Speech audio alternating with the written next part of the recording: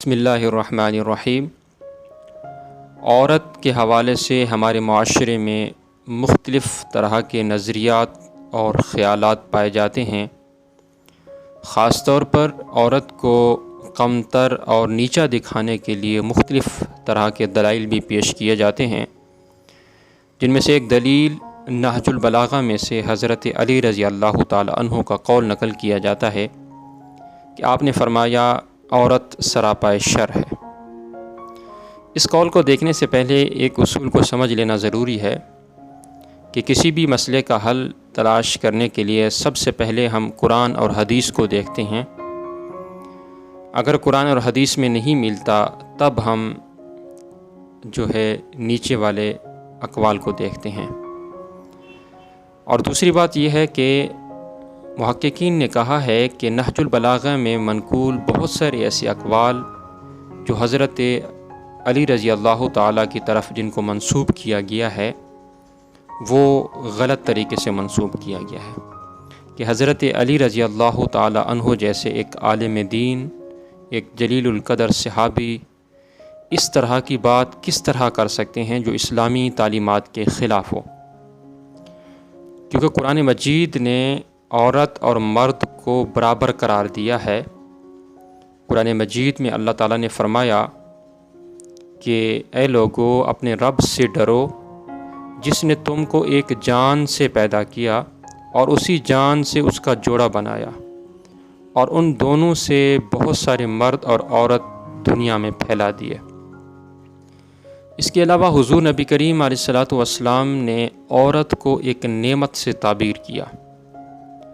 نبی کریم علیہ الصلوۃ والسلام نے فرمایا، دنیا ایک متاع ہے، اس دنیا کی بہترین متاع صالحہ عورت ہے۔ اور نبی کریم علیہ الصلوۃ والسلام نے فرمایا کہ 4 چیزیں جسے عطا ہوئیں اسے دنیا کی تمام نعمتیں عطا ہوئیں، ان میں سے ایک نعمت صالحہ عورت ہے۔ اور حضور صلی اللہ علیہ وسلم نے فرمایا کہ تمہاری دنیا میں سے مجھے عورت اور خوشبو محبوب ہیں۔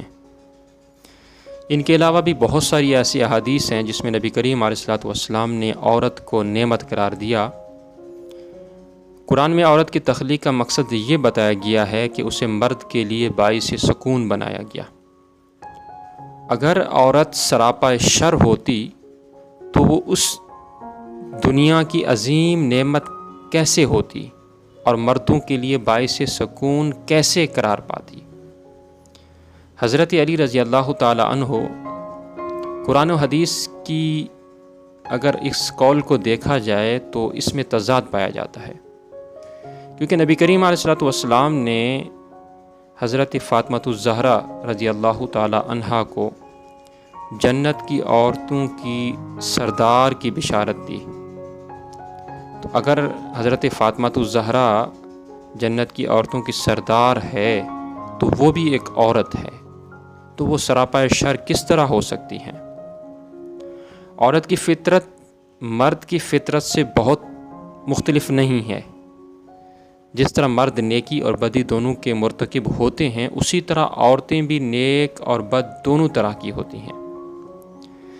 البتہ ایک حدیث ہے جس میں عورتوں کے فتنے سے خبردار کیا گیا۔ نبی کریم علیہ السلام نے فرمایا کہ میرے بعد کوئی ایسا فتنہ نہیں رہ جائے گا جو مردوں کے لیے خطرناک ہو عورتوں سے بڑھ کر۔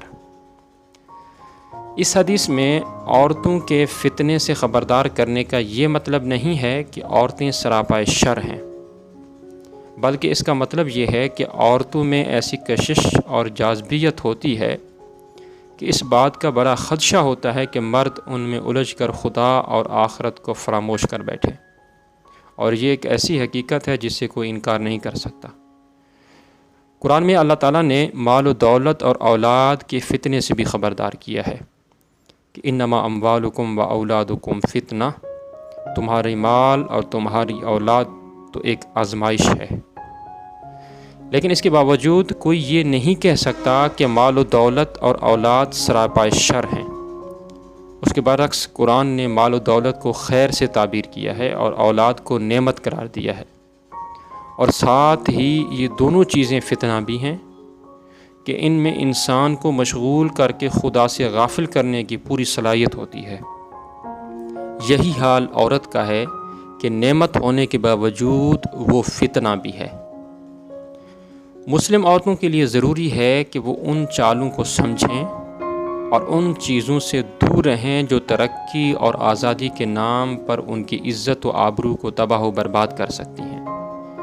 ان کے لیے فلاح اور کامیابی اس میں ہے کہ خدا کے مقرر کردہ حدود کے اندر پوری آزادی کے ساتھ زندگی بسر کریں، جس طرح پہلے زمانے کی نیک صالح عورتیں اپنی زندگی بسر کیا کرتی تھیں۔